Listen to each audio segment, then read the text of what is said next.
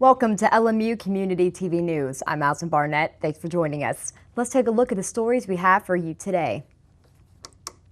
Residents from around East Tennessee hit the gun range for a good cause on Friday. The District Attorney General's office held their annual Clays for Children sporting tournament in Maryville to help raise money for the children's centers in Claiborne and the surrounding counties. To talk more about the event, here is District Attorney Jared Effler. We're here to have a good time and support our child advocacy centers. My office, Anthony, we wanted to find a way to raise funds to make sure that our child advocacy centers continue providing the essential services to abused and neglected children. And this is the third year for our Sporting Clays tournament. It's grown each and every year. Well, my staff wanted to come up with a way to show our support to the child advocacy centers and to ensure that they kept their doors open. A large part of their funding is dependent upon community support, and this is a way to get the community involved and provide the funds that they need to operate. Well, this is an all-day event where we will have 66 teams consisting of 4 shooters per team. They will shoot 11 stations. It's a 100-shot competition, so each shooter here will shoot 100 plays, and the scoring is based upon whoever hits the most wins. An enormous success, and the support we've received from the community is truly humbling. In just 3 years, we've turned into one of the largest shoots of this nature in East Tennessee, and we're expecting around 400 people here today. And I just want to give a shout out to my alma mater. We're expecting the LMU ladies softball team to be here this afternoon volunteering and helping us. So just tremendous community support for a very worthy cause, and that's to provide services to abused and neglected children. The Children's Centers is the 8th Judicial District, serves hundreds of children each year and works closely with the District Attorney's Office. The centers provide several services, including medical exams, forensic interviews, and counseling. 2 inmates that escaped a Lee County prison are back in custody. The U.S. Marshals Service says Toyon Rashad Jones and Ethan Edward Jackson were found on United States Penitentiary Lee property and returned to the prison guards on Sunday. The 2 inmates were reported missing around 8:45 p.m. on Saturday. Both Jones and Jackson were in prison on narcotics charges. Bell County Sheriff deputies arrested a Middlesboro teen for allegedly shooting someone late Thursday night. 19-year-old Billy Vanover was charged with first-degree assault after deputies say he shot Dylan Overton in the hand. Vanover was arrested at the Tunnel View Trailer Park and taken into custody. Overton was treated for his injuries at Middlesboro ARH and released from the hospital. Vanover is being held at the Bell County Detention Center without bond. Now let's take a look at your community calendar of events coming up over the next couple of weeks. The first annual Mountain Remedies presented by Walt Cross, preventative lifestyle educator, will be held at 6 p.m. on October 4th at the Claiborne County Senior Citizen Center, 180 J.C. Lane in Tazewell. Explore the outcomes of natural remedies following the 8 laws of health: nutrition, exercise, water, sunshine, temperance, air, rest, and trust in God, and see how different natural foods can improve and even fix certain illnesses. This is a free event. For more information and to register, call 423-973-4398 or email dvd.lehrman@gmail.com. That was your community calendar. Now we're moving on to your LMU Community TV News 5-day weather forecast. Tuesday is looking to be cloudy, and throughout the day we'll move over to some thunderstorms. Tuesday morning will start off with a temperature of 64 degrees with a 10% chance of rain. And as the day progresses, the temperature will rise to 77 degrees and we will see a 40% chance of scattered thunderstorms. Moving to your 3-day planner, Wednesday will be partly cloudy with a 20% chance of rain and a high of 82. Thursday will be mostly sunny with a high of 83 and a 10% chance of rain. Looking at your 5-day, Friday and Saturday will be mostly sunny with highs in the 80s and a 20% chance of rain. Now it's a recap of your 5-day forecast, but stay with us. As coming up after the break, Brandon Burke will be bringing you your sports report right here on LMU Community TV News. What do we know about learning? It takes place beyond the pages of a book. We learn by exploring, by trying new things, by connecting, by sharing. We learn by taking chances and dreaming big. At Lincoln Memorial University, learning is beyond the books. It's everywhere. Guess what? I have some news for you. There's free food right there, junk food. You see that truck? Oh, jeez. It's a 2 Michelin star chef. All for free, ladies and gentlemen. All for free. Here we have a panzanella with summer vegetables and pesto. Enjoy. How we doing? Fantastic. So what do you got going on underneath that plate there? This food is really about to be thrown away. Yeah. Bro? Is there something wrong with this food? Where did you get it from? From farmers markets. They put aside the ugly vegetables and the ugly fruits. Carrot top, soft avocados. It was all food that was going to be discarded. Even the drink you had is made from like a little bruised peach. Did it taste a little bruised? It's good. The average person throws away 24 pounds of food a month. That's a lot. Isn't that a lot? Go visit savethefood.com for more information. Thank you. Junk food time!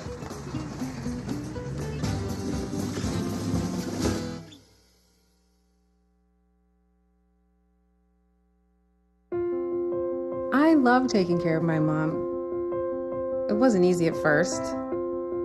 She learned how to better communicate her needs. And you learned how to not ignore yours. I discovered how to make healthier meals. And I discovered how much I enjoyed them. Becoming a caregiver is a learning experience for everyone. Find articles, tips, and tools from experts and others who have been in your place. The Caregiving Resource Center at aarp.org/caregiving. Hi, I'm Dr. Shields, and I'm a physician and the medical director at LMU Medical Clinics. This is a brief announcement about keeping LMU and you healthy during the upcoming flu season. Influenza, or flu for short, is a virus that causes fever, body aches, and upper respiratory symptoms like cough, runny nose, and sore throat. It is transmitted through the air and can even be spread on objects touched by someone who has the flu. The virus spreads easily from person to person and is most active from October through March. There are 3 things you can do to prevent becoming ill with the flu. First, get vaccinated. The most effective way of preventing the flu is to get the flu vaccine every year. The vaccine does not give you the flu or make you sick. The vaccine may not be 100% effective, however, it does offer significant protection and lessen the symptoms should you get the flu. The CDC recommends everyone 6 months and older be vaccinated before the flu season begins. Number 2, wash your hands. Stop the spread of germs and protect yourself with frequent hand washing with soap or alcohol-based hand sanitizer. And third, if you are sick, stay home. Should you become ill with flu-like symptoms of fever, sore throat, cough, limit your contact with others. Schedule an appointment as soon as possible with LMU Medical Clinic or your healthcare provider. There are antivirals that may be indicated if started within 48 hours of symptoms. Stay home until you are fever-free for 24 hours without over-the-counter medications like Motrin or Tylenol. I'm Dr. Shields, and this has been a brief announcement about keeping LMU and you healthy during the upcoming flu season. Welcome back. On the road again was the Lincoln Memorial women's volleyball team over the weekend, visiting the state of North Carolina for a South Atlantic Conference two-parter against Mars Hill and Lenoir-Rhyne across a 48-hour slate. Whereas the Lady Railsplitters had been on a roll in league play thus far on the year, it was a forgettable weekend for the Blue and Gray in hostile environments, coming away 0-2. The Lions of Mars Hill advanced towards their 4th straight win en route to a 3-1 decision over Lincoln Memorial on Friday evening, snapping LMU's 8-game winning streak in the series in the process. Winning the opening set in extended fashion at 28-26, the Lady Railsplitters responded with a 25-19 triumph in the second frame, only to fall in the final 2, 25-23 and 25-22, reaching 58 kills but with 23 attack errors, good for a 158 hitting percentage. Mars Hill, on the other hand, posted 62 kills on a 207 clip, handing the visitors a 4-set defeat despite a career day from redshirt junior Riley Storms, unleashing 18 kills and 20 digs, both personal best for the Grand Rapids, Michigan native. Lindsay Nartker was efficient as well on Friday with 12 kills and 6 aces. Alicia Kessler filing in 10 kills to help the LMU attack. Defensively, Erica Whitaker was all over the court with 40 digs, while Emily Walter nearly had a career night herself, reaching 49 assists, one short of a season best, along with 18 digs. Although a handful of LMU players posted impressive stat lines, the result was still a loss, carrying over into Saturday afternoon's 3-0 sweep at the hands of Lenoir-Rhyne. The Bears Bears churning out 25-21, 25-20, and 25-19 set wins to dip Lincoln Memorial into a 4-3 sack record where they once sat at 4-1. Storms carried the load once more for the Blue and Gray in Hickory, recording 15 kills next to 7 digs, and the return of freshman Emma Flowers, sidelined for 3 matches due to injury, saw the outside hitter pick up 7 kills. While the Bears finished with a slim edge in total kills at 44-43, the number of attack errors was once again the difference, 23 for LMU and only 9 for LR, resulting in a 155 percentage for the former and a 313 clip for the latter. As Lenore Ryan has knocked off the Lady Railsplitters 10 times in their last 12 meetings, and with LMU now at 8-5 overall after dropping 3 of their last 4, it's back to the drawing board for another busy weekend this coming Friday and Saturday, returning to Harrogate, where LMU is unbeaten at 7-0 in 2018, hosting Coker and Wingate in more conference competition. And move to a neutral site thanks to a heavy load of rain in the days leading up to Saturday. The Lincoln Memorial Soccer Clubs faced off against Anderson at the same time from Knoxville, Tennessee, battling the Trojans at the Sansom Sports Complex. It was a day headlined by missed opportunities on both sides of the spectrum, beginning with the Lady Railsplitters' 2-1 overtime loss to their SAC foe in another difficult defeat to swallow. Heading into the weekend as arguably the hottest team in the league, shutting out both Catawba and Albany State on the road, Lincoln Memorial was on their way to their first string of 3 shutouts in a row since 2010 after riding a 1-0 lead into intermission. The tables then turned over the final 45 minutes and beyond, with LMU the one shutout over that time period, resulting in a fall to 1-2 in South Atlantic Conference play. Dominating the point of attack not just in the first half, but for the majority of the contest, with an 18-9 edge in total shots with a 5-4 lead in shots on goal, junior college transfer Itzel Ballesteros found sophomore Mariana Diaz in the 36th minute on Saturday for the midfielder's second goal of the year, Ballesteros pushing her team-leading assist total to 5 on the first half score. Unfortunately, that would conclude the scoring on LMU's side for the evening. Anderson roaring back in the 58th minute for the equalizer, and after the 90-minute mark saw the match still tied at 1-1, we headed to overtime, where play resumed for a mere 40 seconds before the Trojans put Lincoln Memorial away with the game-clinching strike. Hoping to rebound and get back to 500 in SAC action, the Lady Railsplitters stay on the road this Wednesday for a 5 p.m. match with Mars Hill, with Anderson dealing LMU their second overtime loss to the Trojans in as many years. And it was a similar resurgence in opposition of Lincoln Memorial on the men's soccer side last Saturday, with the Railsplitters letting a 2-0 lead slip away very late for a final result of a 2-2 tie with Anderson, 110 minutes of play, leading to LMU's second stalemate of 2018. Playing for the first time in exactly 7 days, which was a 3-0 statement over the Catawba Indians in Salisbury, the neutral site showdown with the Trojans allowed the Railsplitters to cruise out to a 2-0 halftime advantage, letting their guard down in the second frame to keep the contest going. It took senior forward Victor Perez all of 4 minutes to secure his 4th straight game with at least 1 goal tallied, the Brazilian product giving LMU an early 1-0 advantage. Miguel Reyes added to that total in minute number 40 on Saturday, receiving an assist from Felipe de Souza on a long pass that eventually found the back of the net, the sophomore forward striking successfully for the second straight outing. The Railsplitters were able to keep the Trojans at bay throughout the rest of the match on their 2-0 lead, clinging to a 17-15 shot distinction before getting outperformed in the shot on goal department 6-4, all due to an Anderson flurry in the final 5 minutes of regulation, scoring not once but twice, just 1 minute and 23 seconds apart from one another to send the match into overtime. Neither side was able to provide the game winner over the next 20 minutes, leaving Lincoln Memorial with a 3-2-2 record overall and a 1-1-1 mark in South Atlantic Conference affairs. Sliding to 7th in the latest league standings with plenty of time to catch up, the Railsplitters will return to action this Wednesday on the same field as the ladies battle with Mars Hill, taking on the Lions at approximately 7:30 p.m., playing under the lights for the second straight time. For more information on LMU's rebound attempts this week on the volleyball court or on the soccer field, and for all things Lincoln Memorial Athletics in this increasingly busy fall schedule, you can visit www.lmurailsplitters.com. Week 7 of the 2018 high school football season occurred this past Friday, offering up numerous final scores from the tri-state area. And with this in mind, as some teams have already secured playoff spots while others are still scrambling, let's uncover all the action on the gridiron from around the region.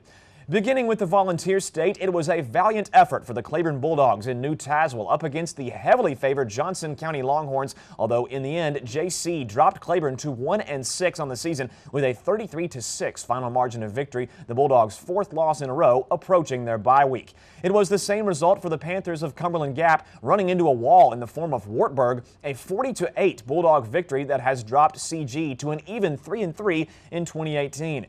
In a special Thursday night edition of football, the Campbell County Cougars dropped a 35-21 decision to Powell on the road, falling to 2-4 as a whole, while the Grizzlies of Granger High have begun to mount some momentum, winning their second consecutive over Sullivan East in another road contest, 36-26.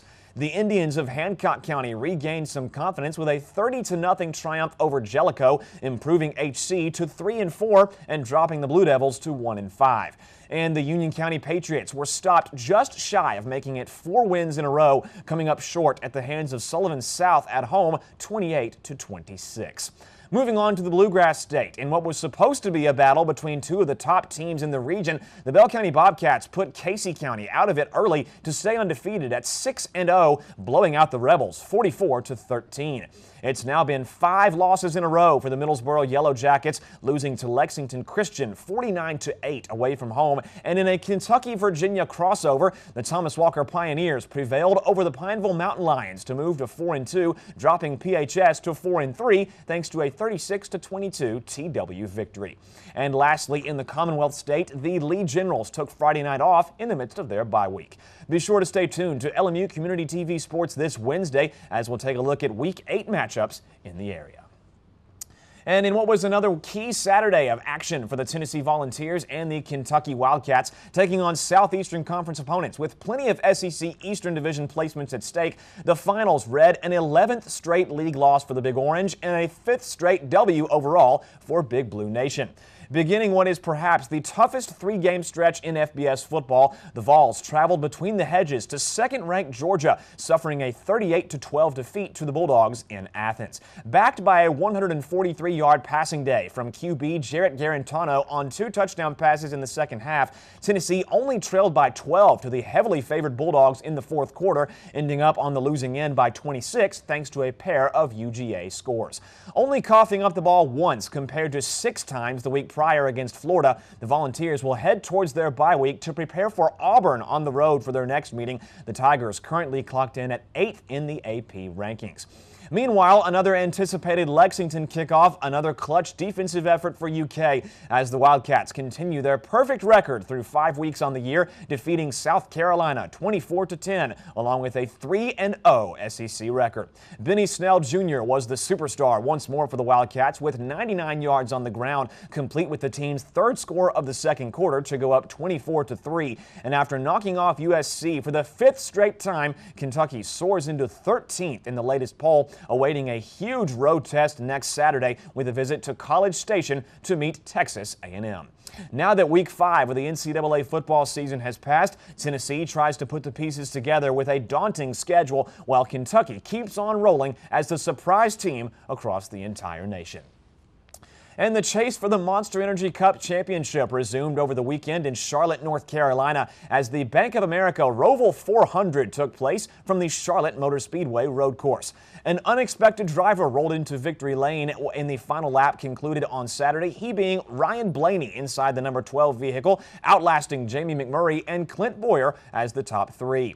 Alex Bowman and Kurt Busch remained as the bottom 2 drivers in the top 5 from Charlotte, pushing Blaney to 8th in the latest chase standings. Kyle Busch stays in the top spot, 1 better than Kevin Harvick with 3,055 total points, just 5 more than the number 4 car, as Martin Truex Jr. lands the 3rd place position, meaning that Brad Keselowski, the driver that once recorded 3 straight victories as the playoffs began, slides down to 4th place. Clint Boyer, Joey Logano, and Kurt Busch stand as the last 3 competitors ahead of Blaney following Sunday's checkered flag, with Chase Elliott and Kyle Larson wrapping up the top 10. Only 7 more events are left on the 2018 Monster Energy Cup schedule, the next of which is set to begin this Sunday, October the 7th, gearing up for the Gander Outdoors 400 from the Dover International Speedway in Delaware. And that is all for sports over a very crowded weekend, but stay tuned as more LMU Community TV news is on the way right after this.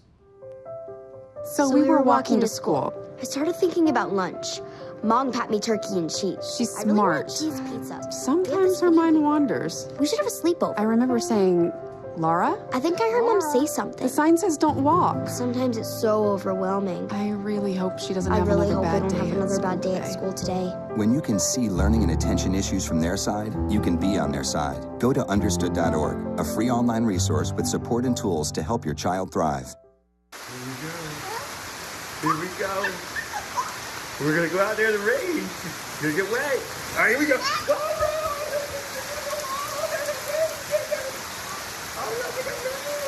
okay, quick.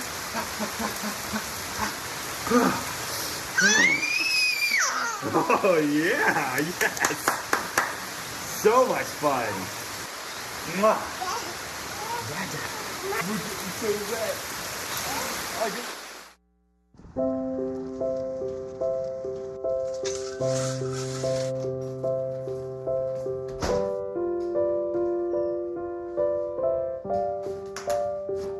I like to eat apples and bananas. I want to eat apples and bananas. I need to eat apples and bananas. Why can't I eat apples and bananas?